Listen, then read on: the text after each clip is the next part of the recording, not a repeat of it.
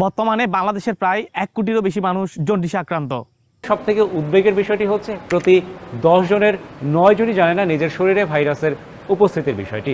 রাজধানীর শেখ রাসেল গ্যাস্ট্রোলিভার হাসপাতালে ভর্তি নিখিল চন্দ্র সাহা হেপাটাইটিস বি ভাইরাসে আক্রান্ত। 2019 সালে প্রকাশ পায় লক্ষণ। 3 বছরের ব্যবধানে মারাত্মক ক্ষতিগ্রস্ত হয়েছে লিভার। এবার জেনে নেওয়া যাক কাদের জন্ডিস হওয়ার প্রবণতা সবচেয়ে বেশি। অপরিষ্কার বা অপরিচ্ছন্ন পরিবেশের মানুষের জন্ডিস হওয়ার প্রবণতা সবচেয়ে বেশি। রোগাক্রান্ত বা দুর্বল শরীরে জন্ডিস হওয়ার প্রবণতা অনেক বেশি। শিশুদের জন্ডিস হওয়ার প্রবণতা সবচেয়ে বেশি।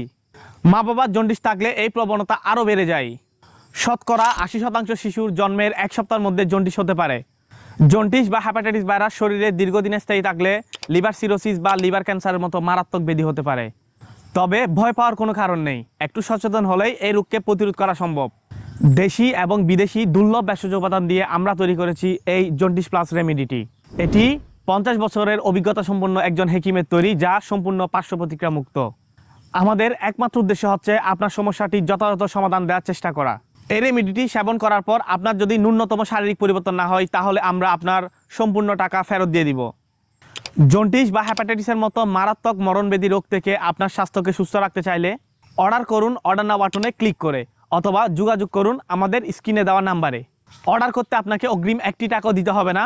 প্রোডাক্টটি হাতে পেয়ে আপনি মূল্য পরিশোধ করবেন। সুস্থ থাকুন, সচেতন থাকুন, দাওয়া বিডির সাথেই থাকুন।